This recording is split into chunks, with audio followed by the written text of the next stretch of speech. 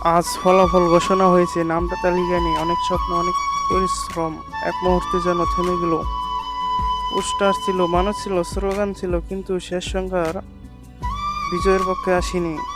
মনটা কাঁদে, কারণ এটা শুধু একটি নির্বাচন ছিল না, এটা ছিল বিশ্বাসের লড়াই, নিজেকে প্রমাণ করার চেষ্টা। যারা পাশে থাকার কথা বলেছিল তাদের কেউ আজ চুপ, কেউ ব্যস্ত, কেউ অদৃশ্য।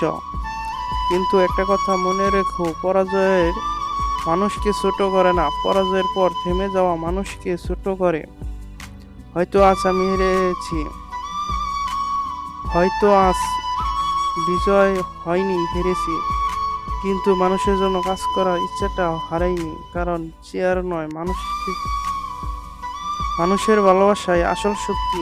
আজ কষ্ট আছে, হতাশা আছে, কিন্তু আগামীকালও আছে। আবার দাঁড়াবো, আরো শক্ত হয়ে, আরো প্রস্তুত হয়ে, কারণ পরাজয়ের শেষ নয়, এটা নতুন শুরু দরজা।